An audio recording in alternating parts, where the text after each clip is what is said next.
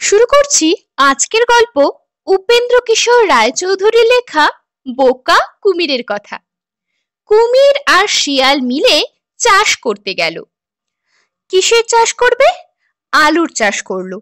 আলু হয় মাটির নিচে, তার গাছ থাকে মাটির উপরে, তা দিয়ে কোনো কাজ হয় না।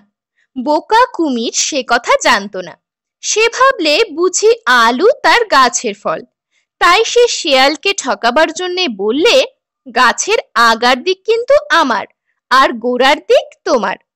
শুনে শিয়াল হেসে বললে, আচ্ছা তাই হবে।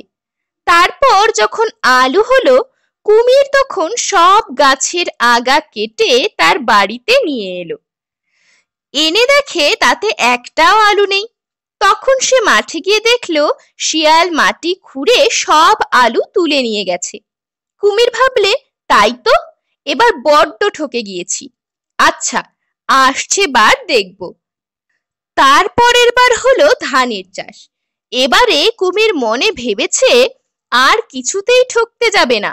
তাই সে আগে থাকতে শিয়ালকে বললে, ভাই, এবারে কিন্তু আমি আগার দিক নেব না, এবার আমাকে গোড়ার দিক দিতে হবে।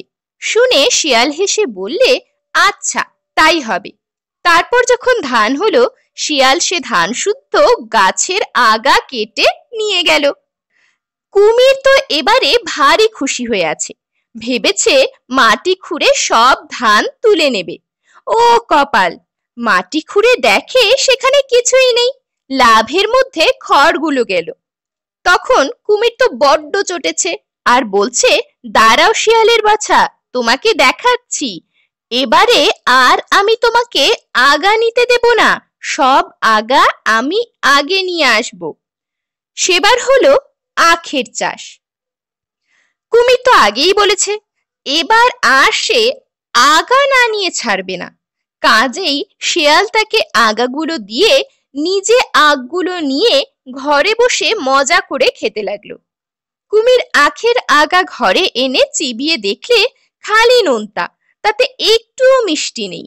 তখন সে রাগ করে আগাগুলো সব ফেলে দিয়ে শিয়ালকে বললে, না ভাই, তোমার সঙ্গে আর আমি চাষ করতে যাব না, তুমি বড্ড ঠকাও। এরকমই আরো সব গল্প পেতে চ্যানেলটিকে সাবস্ক্রাইব করে দেবেন। আর গল্পটি যদি ভালো লেগে থাকে তাহলে লাইক, শেয়ার আর কমেন্ট করে দেবেন।